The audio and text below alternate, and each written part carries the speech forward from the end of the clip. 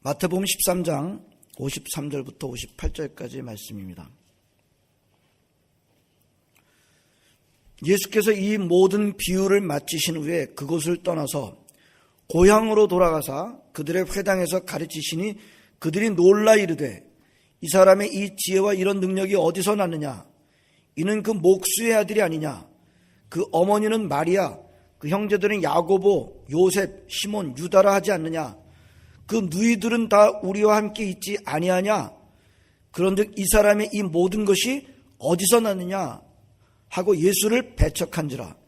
예수께서 그들에게 말씀하시되 선지자가 자기 고향과 자기 집 외에서는 존경을 받지 않음이 없느니라 하시고 그들이 믿지 않음으로 말미암아 거기서 많은 능력을 행하지 아니하시니라.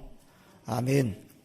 사순절 기간 동안에 우리 예수님의 행적을 담고 있는 복음서를 좀 주로 묵상하고 있습니다. 예수님은 저와 여러분들에게 길을 보여주시겠다 라고 하지 않으셨습니다. 예수님은 저와 여러분들에게 길을 가르쳐 주겠다 라고 하시지 않으셨습니다. 예수님은 저와 여러분들에게 하늘로 가는 길을 내가 알고 있는데 그 길을 가르쳐 주겠다, 안내 주겠다 라고 하시지 않으셨습니다. 뭐라 그러셨어요? 예수님은 내가 길이다. I'm the way. 그렇게 말씀하셨습니다. 예수님이 길이십니다. 예수님은 길을 가르쳐 주시는 분이 아니세요. 그분이 길이십니다. 여러분들 길을 찾고 계시는 분들이 계십니까? 예수님이 길이십니다. 인생의 모든 길을 찾고 있는 사람들에게 예수님 그분이 대답이십니다. 그분을 아는 것이 곧 하나님을 아는 것입니다. 그래서 여러분 복음서 한 장 한 장, 한 구절 한 구절 속에 들어있는 예수님을 깊이 묵상하시고 그분을 만나보시기를 바랍니다. 한마디 한마디 말씀하시는 것, 한 행동 한 행동 하시는 것, 특별히 사순절 기간 동안에 십자가로 향하시는 예수님, 골고다로 향하시는 예수님의 그 과정들을 깊이 묵상하는 것은 아주 뜻깊은 일이 될 것입니다. 성경은 깊이 볼 때 재미가 있습니다. 읽어버리면 지루해요. 누군가 그랬죠? 성경에다가는 수면제를 탄 것 같다. 그렇게 졸리지? 특별히 잘 때 이렇게 베개로 하는. 따라서 하겠습니다. 성경은 생각보다 재밌다. 아멘. 성경은 깊이 볼 때 생각보다 재밌습니다. 우리 예수님은 예수님을 따르는 많은 사람들에게 가르침을 주시기를 인색해하지 않으셨습니다. 우리 예수님은 가르치실 때 인색하지 않으셨어요. 예수님은 찾아온 사람들을 환영하셨습니다. 그리고 할 수 있는 대로 그들에게 가르침을 주셨습니다. 그때 예수님이 이렇게 말씀하지 않았어요. 하나님께서 나를 통해서 그대들에게 이렇게 말씀하신다. 그렇게 하지 않으셨어요, 예수님. 하나님께서 나를 통해서 그대들에게 이렇게 말씀하신다. 그렇게 말씀하지 않았어요. 뭐라 그랬어요? 뭐라고 하셨어요? 내가. 예수님은 하나님께서 나를 통해서 그대들한테 이렇게 말씀하신다. 그렇게 말씀 안 하셨다니까요. 그렇게 표현 안 하셨다니까요. 뭐라고 하셨어요? 내가 너희들에게 말하노니 진실로 내가 너희들한테 말한다. 왜 그래요? 예수님은 말씀을 가르쳐 주시는 분이 아니에요. 예수님은 누구세요? 말씀 그분이십니다. 예수님 말씀 그 본체이십니다. 누구의 권위를 빌어갖고 말씀하시는 분이 아니에요. 구약시대 때 선지자들은 그랬죠. 선지자들은 내가 너희들한테 이렇게 말한다 그렇게 말하지 못했어요. 그때 어떻게 했어요? 하나님께서 나를 통해서 여러분들한테 이렇게 말씀하신다. 선지자들은 그랬지만 예수님은요 그렇게 말씀 안 하셨어요. 내가 너희들에게 이르노니. 말씀의 본체시기 때문입니다. 그 말씀의 본체신 예수님이 짧은 3년 동안 공생의 사역 동안에 말씀들을 우리에게 그때 그 당시 사람들에게 주셨는데 주로 비유를 들어서 말씀을 많이 하셨습니다. 비유를 들어서 말씀하셨어요. 그래서 어떻게 했나요? 천국은 마치 이와 같으니. 천국을 설명을 할 때 비유를 많이 드셨는데, 비유라고 하는 것은요, 어려운 것들을 설명하기 위해서 옆에다 뭘 두어가지고 설명하는 그런 이제 방법입니다. 근데 예수님께서 천국이라고 하는 것을 설명하기 위해서 비유를 드신 그 비유들은 어려운 비유들이 아니었어요. 만나기 어려운 무슨 이상한 그런 일들을 가지고, 사건들을 가지고, 물건들을 가지고 하신 것이 아니라 사람들이 늘 쉽게 만나는 일상생활에서 만나는 그런 뭐 동전이라든지 무슨 뭐 농사 짓는 거라든지 밭 가는 거, 이런 것들을 통해 가지고 예수님은 천국을 쉽게 설명해 주시려고 비유를 사용하셨던 것을 보게 됩니다. 문제는 이제 그 비유를 항상 다 깨달은 것은 아니었어요. 심지어 예수님하고 늘 붙어 다니고 있었던 제자들도 다 깨닫지를 못했습니다. 지금 신학자들은요, 여전히 예수님이 말씀하신 그 비유를 깊이 캐내기 위해서 지금도 연구하고 있어요. 예. 자, 오늘 본문을 보면 예수님께서는 따르는 사람들한테 모든 비유를 마치셨다. 비유를 들어서 가르치신 후에 그러고 난 다음에 어디로 가셨어요? 어디로 가셨어요, 오늘? 예수님 어디 가셨어요, 오늘? 고향 가셨어요, 고향. 예수님 고향이 어디죠? 나사렛이에요. 태어난 곳이 어딘데요? 태어난 곳은 베들레헴인데 예수님의 고향은 어디라고요? 나사렛이에요. 베들레헴 예수라고 하지 않아요. 나사렛 예수라고 한 것은 예수님의 고향이 나사렛이기 때문인데, 왜냐하면 거기서 대부분의 성장기를 보내셨기 때문에 거기를 고향으로 여기시는 것입니다. 고향 가셨어요? 그리고 어디 들어가셨어요? 회당에 들어가셨어요? 회당에서 또 가르치시기 시작했습니다. 여러분, 그 당시 이스라엘은 로마의 지배를 받고는 있었지만 종교적인 자유를 행사하는 데는 크게 문제가 없었습니다. 종교의 자유를 누리는 데는 큰 문제는 사실 없었어요. 종교 지도자들은 여전히 성전에서 제사를 행할 수가 있었고, 회당에서는 계속 모임을 갖고 거기서 가르칠 수가 있었습니다. 하지만 우리가 아는 대로 이스라엘의 종교는 타락해 있었습니다. 그 당시 유대교는 타락해 있었습니다. 특별히 제사장들이 타락했고요, 제사장들이 힘 있는 사람들과 정치와 결탁해서 기득권자 행세를 하고 있었던 것을 보게 됩니다. 사도행전을 묵상해 보면 금방 우리가 보게 되는데요. 자, 그래서 어디서든지 성전이든 회당에서든지 이스라엘의 하나님의 말씀이 순수하게 가르쳐지는 것이 별로 없었습니다. 그 당시도 사무엘 시대처럼 하나님의 말씀이 희귀한 시대였다고 할 수 있습니다. 자, 그런 때에 예수님께서 나사렛에 오셔서 회당에서 가르치시기 시작하시는 것입니다. 예수님이 누구시라고요? 좀 전에 말씀 본체시라고요. 다른 말로 하면 성경의 저자입니다. 이스라엘 사람들이 제일 중요하게 여기는 모세오경 저자세요. 그 쓰신 분이에요. 그분이 오셔가지고 나사렛 고향 사람들한테 그 성경 말씀을 깨닫게 해주시는 거, 저자 직강으로 깨닫게 해주시는 거예요. 얼마나 좋겠어요. 제가 보니까 또 나사렛에는 학교가 없었답니다. 율법을 가르쳐주는 학교가 나사렛에는 별로 없었대. 그래서 가르침을 못 받았는데, 많은 유대인들이 가르침을 받고 싶어 했는데 가르침 받기 어려운 그런 동네에서 예수님 오셔가지고, 말씀의 본체신 예수님이 오셔가지고 말씀을 풀어주시니까 이게 얼마나 좋겠어요. 얼마나 시원했겠어요. 얼마나 클리어하고 분명했겠습니까.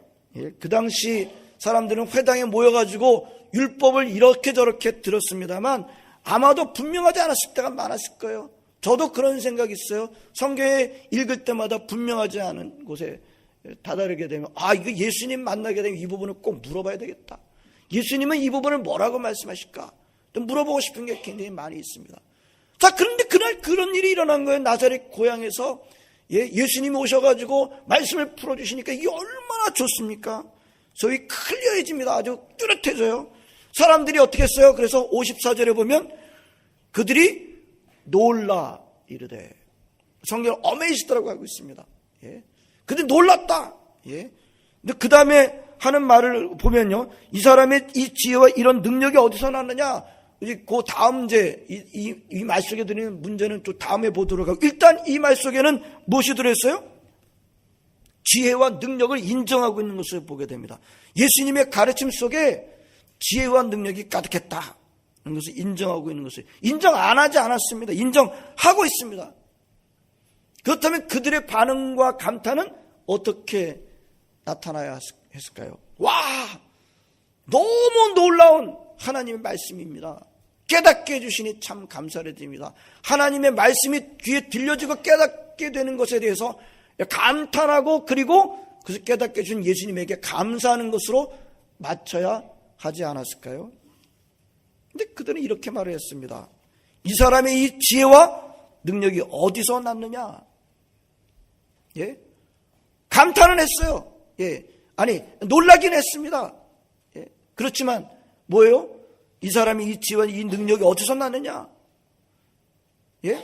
어딘가 좀 삐딱한 그런 태도를 우리가 볼 수 있지 않습니까? 우리 이런 태도를 벌써 몇 주 동안 좀 봤습니다. 이거 누가 가지는 태도예요, 주로? 누가 가지고 있는 태도예요? 바리새인의 태도 아닙니까? 바리새인을 생각나게 하는 태도 아닙니까? 그런데 그런 태도가 바리새인들한테만 있는 게 아니라 이 동네 사람들한테 아주 보편적으로 있었던 것을 우리는 보게 됩니다. 이 태도의 문제가 뭐예요? 뭐예요? 처음부터 예수님 말씀을 듣고 반박하나요? 처음부터 예수님의 말씀을 듣고 저 말씀은 별 볼 일 없네, 그렇게 했던가요? 아니에요. 예수님의 말씀을 듣고 어떻게 했어요? 놀랬습니다. 예수님의 가르침에 놀랬어요. 이 지혜와 이 능력, 와, 놀랍다, 놀랬습니다. 근데 뭐는 안 한 거예요? 그 말씀을 즐기지는 않은 겁니다. 예? 놀라기는 했어요. 그러나 그 말씀을 즐기지는 않아요. 그는 뭐예요? 겉에서는 깜짝 놀랐지만 속에서는 안 받아들이는 것을 우리는 볼 수 있습니다. 예? 그리고 곧바로 삐딱한 반응을 보입니다. 이 사람의 이런 지혜와 능력이 어디서 온 것인가? 곧바로 뭘 캐보기 시작합니까? 예수님의 백그라운드를 살펴보기 시작합니다. 뭐가 금방 나타나요? 목수의 아들 출신이라는 게 금방 나타납니다. 이는 그 목수의 아들이 아니냐? 예. 그 다음에 뭐라래요? 그 다음에 또 뭘 살펴봅니까? 예수님의 가족들을 살펴봐요. 예수님은 좀 성장기를 지나 떠나셨으니까 덜 알 수 있다 할지라도 누구는 같이 있어요 지금? 그 가족들은 다 같은 동네에 지금 살고 있어요. 이는 마리아가 아니냐? 그의 어머니 마리아가 아니냐? 그 브라더들이 아니냐? 야고보, 요셉, 시몬, 유다 다 브라더들 아니냐? 그 시스터 누이들은 우리가 지금 함께 있지 않느냐? 우리가 같은 동네 사는 사람들이네? 우리가 잘 알고 있는 그런 사람들이네? 그러면서 뭐라 그래요? 그렇다면 이 사람의 이 모든 것이 어디서 났는가? 56절에 그런 질문으로 56절은 맞춰지고 있습니다만 그 다음에 대답은 기록하고 있지 않습니까? 그 대답이 뭘까요? 그렇다면 이 사람이 이 모든 것이 어디서 났는가? 예? 그 다음에 무슨 대답이 뭘까요? 우리랑 별로 다르지 않을 거야 라고 하는 부분이 생략되어 있는 거죠. 예? 크게 다르지 않아 라고 하는, 그런데 예? 이런 의심과 삐딱함의 결과로 57절에 이렇게 시작하고 있습니다. 어떻게 시작하고 있어요? 예수를 배척한지라. 영어 성경은 전부 다 offense라고 하는 단어를 썼어요. 예? 근데 원래의 의미는 걸려 넘어졌다라고 하는 그런 의미입니다. 사람들이 다 걸려 넘어졌어요. 성도, 우리 사람들은 늘 객관적이라는 거 참 좋아합니다. 사실이라는 거 좋아합니다. 사실이라고 하면 꼼짝 못합니다. 특별히 한국 사회는 힘 있는 사람들이 특혜를 누리면서 사실을 숨긴 것에 대한 반감이 많이 있어요. 그래서 불신이라고 하는 것이 참 우리 한국 사회에 깊이 있는 것을 우리가 알고 있습니다. 사실에 대한 의심이 늘 많이 있어요. 사실을 알려고 하는 것은 힘든 일이긴 합니다만 나쁜 일은 아닙니다. 사실을 알고자 하는 것 좋은 일이에요. 나쁜 건 아닙니다. 특별히 법정에 가게 된다고 한다면 사실은 곧 뭐가 됩니까? 사실은 곧 진실이 됩니다. 예? 또 사실만큼 모든 갈등을 잠재울 수 있는 것도 없을 것입니다. 현대로 오면 올수록 현대인들은 더더군다나 옛날 같으면 그대로 넘어가는 일을 현대인들은 안 넘어가요. 사실을 찾기 위해서 더욱더 객관적 사실에 매달리는 것을 보게 됩니다. 하지만 오늘 말씀을 잘 보시기 바랍니다. 객관적이라고 해서, 객관적인 사실이라고 해서 그것이 반드시 진리로 가는 것은 아닌 것을 우리가 보게 됩니다. 오늘 보시기 바랍니다. 예수님 말씀을 다 객관적으로 다 인정을 합니다. 놀랬습니다. 깜짝 놀랐어요. 예? 그 지혜를 인정합니다. 능력을 인정했습니다. 그 가르침이 다른 유대인들의 지도자들과는 달랐던 것을 다 인정을 합니다. 그러나 그렇다고 예수님을 영접하거나 예수님을 다 마음으로 심장으로 인정한 것은 아니었다는 것입니다. 예수님의 지혜와 그 능력은 인정하면서도 예수님이 자기 동네 출신이라고 하는 것, 예수님이 자기네들과 똑같은 직업을 갖고 있다는 것, 그 가족들이 자기네들과 함께하고 있다는 것 때문에 예수님을 인정하지 않을 뿐 아니라 어떻게 했어요? 오늘 53절에 57절에 예수님을 배척하기까지 하고 있습니다. 사람들은요 참 죄인들입니다. 아무리 객관적인 것 다 갖고 있으면 올바른 판단을 하게 될까요? 꼭 그렇지는 않아요. 누구나 할 것 없이 다 선입견과 편견에 사로잡혀 있습니다. 약간의 차이는 있겠습니다만 로마서 3장은 다 치우쳐져 있다라고 말씀하고 있습니다. 여러분, 예수님의 능력을 우리가 객관적으로 안다고 해서 그게 곧바로 예수 그리스도를 아는 것은 아닙니다.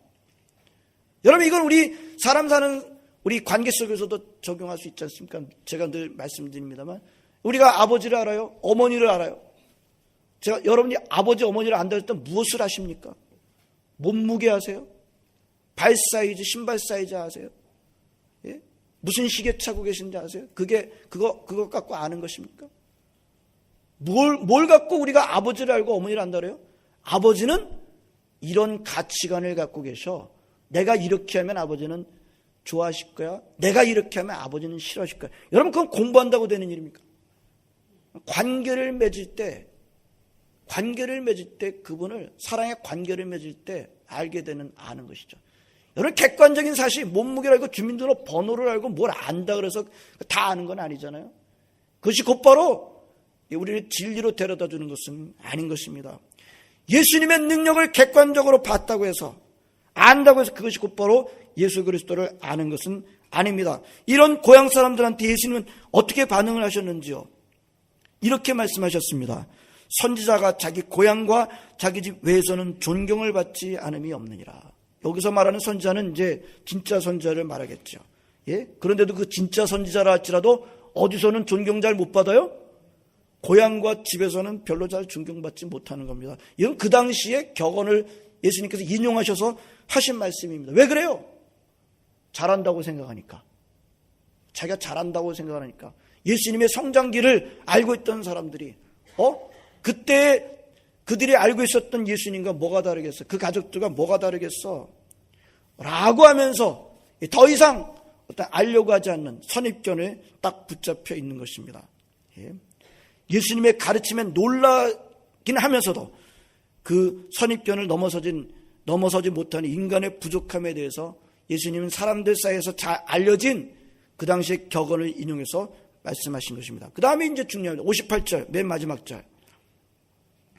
그들이 믿지 않음으로 말미암아 거기서 많은 능력을 행하지 아니하시니라. 예수님은 그냥 고향에서 그만 능력을 많이 나타내지 않으셨습니다. 우리 쉽게 말하면요, 뭔가 잘 안 보여주셨어요. 예? 오히려 다른 지역에서는 어마어마한 이적들을 자주 보여주시고 그러셨습니다만 고향에서는 잘 안 보여주셨어요. 대부분의 사람들은 바로 이 부분에 대해서 아심을 보이고 이렇게 말할 것입니다. 아니, 그렇다면 그런 고향 사람들 앞에서 더 확실하게 병자를 고쳐주고 죽은 자를 막 살리시고 그러셔야 하지 않았을까요? 아마도 이런 생각을 가지신 분들이 많을 거라고 생각해요. 저도 그런 생각이 듭니다. 예? 안 믿는 예수님을 좀 뭐라 그럴까요? 자기네들이 알고 있는 그 편견과 선입견 가지고 제안하고 있던 그들한테 더 큰 기적을 일으켜서 눈앞에 보여주면 꼼짝 못하고 받아들이게 될 것 아니겠습니까? 더 펼쳐볼까요? 주님께서는 주님을 배척하지 배척 안 하는 사람들 앞에서만 기적을 나타내시고 주님을 배척하는 사람들한테서는 기적을 나타내시지 않는다고 한다면 누가 와서 시비를 걸 수 있잖아요. 주님의 능력이 어디 좀 부족한 것 아닙니까?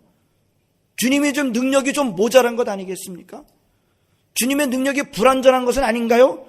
라고 하고 시비 걸어오지 않겠습니까? 그러니까 주님이 전능하신 분이시라고 한다면 주님의 그 백그라운드 때문에, 인간적인 백그라운드 때문에 주님을 받아들이지 않는 저 고향 사람들 앞에서 진짜 능력을 보여주시면 사람들이 다 진짜 능력자로 인정하지 않겠습니까? 꽤 설득력 있잖아요. 분명한 것은 뭡니까? 예수님은 오늘 그렇게 하지 않으셨다는 거예요. 저는 이 점이 중요하다고 봅니다. 예수님은 그렇게 하지 않으셨어요. 왜? 능력이 없으셔서요? 아니죠. 하실 수 없으셔서? 못하신 것이 아니라 안 하셨어요. 의지적으로 안 하셨다는 것입니다. 이 점이 중요합니다. 우린 여기서 중요한 것을 발견하게 되는데, 예수님을 받아들이지 않는 분위기 속에서는, 예수님을 환영하지 않는 곳에서는 예수님은 이적을 행하시는 손을 불러들이실 수 있다는 거예요. 불러들이신다는 것입니다. 물론 하나님이 믿지 않는 환경 속에서도 이적을 행하시는 경우가 있습니다. 하나님은 주권자십니다. 이적을 행하시고 안 행하시고는 전적으로 하나님의 그 영역이에요. 받아들이지 않는 환경 가운데서도 하나님은 기적을 일으키셔서 그렇게 하신 일이 있어요. 대표적인 케이스가 아마 바울이라고 우리는 볼 수 있습니다. 바울은 예수님을 대적한 사람입니다. 예수님을 대적하는 환경 가운데서도 예수님은 바울을 만나주시죠. 바울이 만나고 싶어서 만났던 게 아니잖아요. 바울은 만나주시고 어떻게 해요? 만나는 순간 그 빛 때문에 어떻게 됐어요? 눈이 멀게 되죠. 눈을 못 쓰게 되잖아요. 그러다가 나중에 아나니아를 찾아가서 기도를 받고 눈이 떠지게 되지 않습니까? 그렇게 해서 바울에게 믿음을 주신 그런 일이 있습니다. 반면에 오늘 본문의 경우 예수님의 고향 사람들한테는 그렇게 하지 않으셨습니다.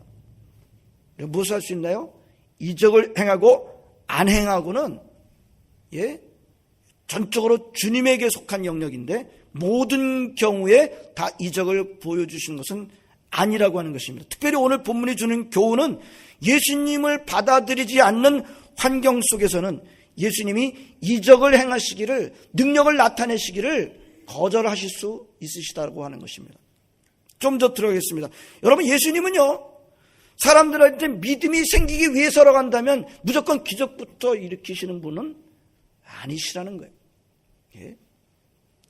그렇게 하는 것으로 보일 때가 있다 그랬어요. 바울의 경우. 바울 경우도 좀 깊게 들어가 볼까요?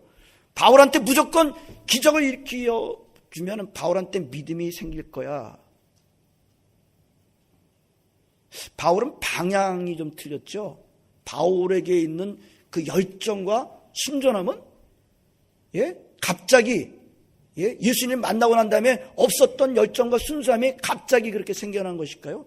그렇게 보기 어려워요. 방향이 달랐던 거지. 주께서 기적을 일으키실 때는 반드시 믿음을 키워주시려고 그렇게 하십니다만 그걸 기계적으로 하시는 것은 아니라는 뜻입니다. 예수님을 받아들이지 않는 환경이라 할지라도 믿음이 생기도록 하기 위해서라면 이적을 행하시는, 이 믿음을 여기서 나의 능력을 받아들이지 않는 것 같은, 여기서 믿음을 일으키기 위해서 내가 기적을 일으켜야 되겠다 라고 하시는 분은 아니시라는 것이 오늘 분명하게 나타납니다.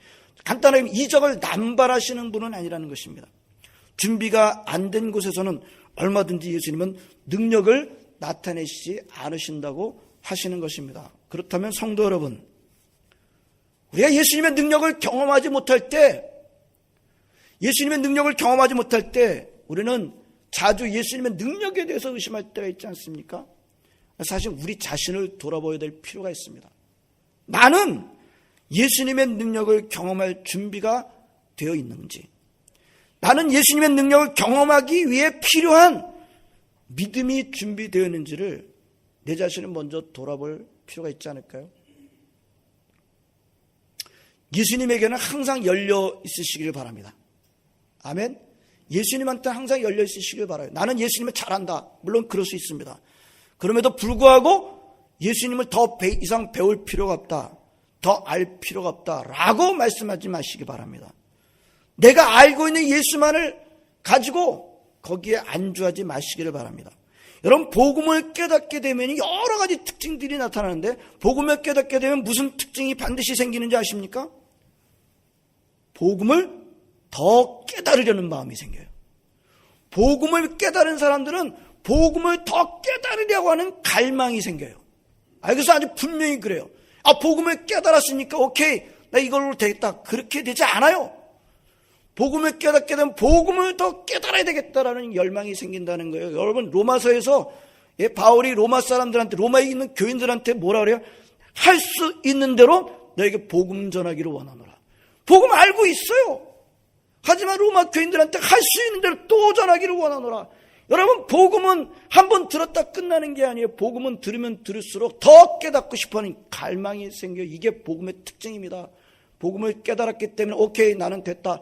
그렇게 돼 있질 않아요. 예? 찬송가 어떻게 부릅니까? 그래서 또 들려주시오. 또 들려주시오. 복음 들으니까 지겹다. 2000년 동안 반복해온 그 말씀 또 들어도 지금 좋아요. 예?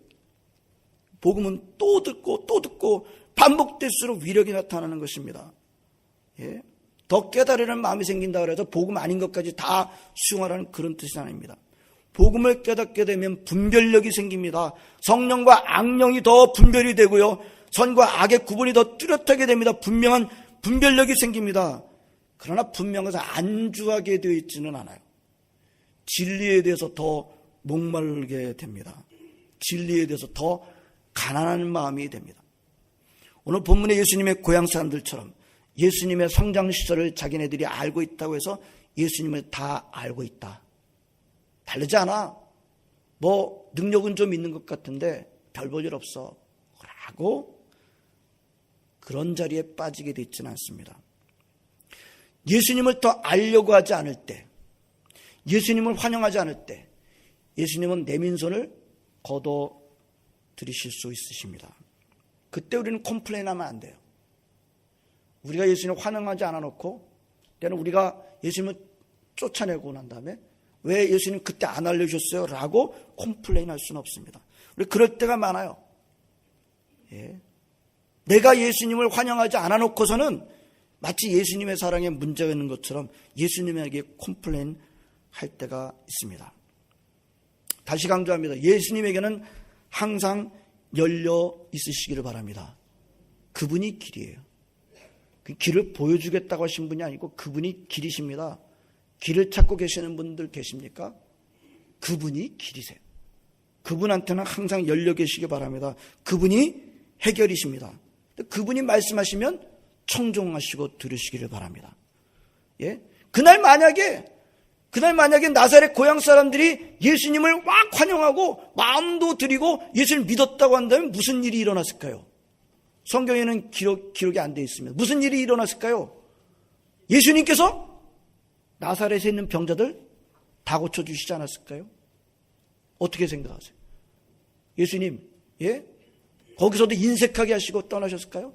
오늘 마지막 절에 믿지 않음으로 말미암아 거기서 많은 능력을 행하지 아니하시니라. 그런 믿었다고 한다면, 고향 사람들이 예수님을 환영하고 믿었다고 한다면 어떻게 하셨을까요? 능력을 많이 행하시지 않았을까요? 여러분, 예수님한테 능력은 문제가 안 돼요. 왜요? 우주의 주인 창조주시잖아요. 한 나라 없애고 한 나라 세우는 건 일도 아니에요. 하나님한테는 제국을 세우고 제국을 무너뜨리는 게 일이 아니에요. 대륙을 세우고 대륙을 무너뜨리는 게 일도 아니에요. 무엇입니까? 마음을 강제로 뺏어가지는 않으세요. 우리의 마음을 드릴 때 하나님이 기뻐하시면 어떻게 된다고요? 능력이 나타납니다. 그러나 우리가 그분의 능력을 보면서도 우리가 정말 인정하지 않고 받아들이지 않는다. 어떻게 하신다고요? 손을 거두어 가신다고요. 어느 편에 서시겠습니까? 오늘 고향 사람, 나사렛 예수님의 고향 사람들처럼 하시지 마시고 예수님이 이방에 가셔서는 거기서는 진짜 막, 그 어떤 여인에게 막 모욕까지 줬지만 그 여인이 정말 예수님을 환영하고 그랬길래 그 딸을 고쳐주신 사건을 우리가 기억하지 않습니까? 예수님의 고향 사람들처럼이 아니라 바로 수로보니게 여인처럼 예수님을 환영함으로 말미암아 예수님의 능력을 경험하시는 여러분 모두가 되시기를 주의 이름으로 축원합니다. 기도하시겠습니다. 하나님 감사드립니다. 오늘도 저희들을 나오게 하시고 함께 예배드리는 기쁨을 누리게 해주시니 감사드립니다. 우리의 모든 찬양과 우리의 모든 봉헌을 기쁘시게 받으시는 줄로 믿습니다. 저희들에게 또 말씀 주시니 감사를 드립니다. 하나님 아버지, 나사렛 예수님의 고향 사람들처럼 하지 않게 해주시길 원합나이다. 예수님에 관해서 조금 안다는 것을 가지고 머무르고 안주하지 않도록 인도해주시고 늘 갈급한 마음으로 항상 열려져 있는 저희들 되게 하여 주시옵소서. 예수님이 길이십니다. 그분이 말씀하실 때 청종하게 하시고 그분을 환영하고 하나님 웰컴함으로 말미암아 예수님의 능력을 경험하는 우리 모든 성도들 다 되게 하여 주시옵소서. 예수님의 이름으로 기도합나이다. 아멘.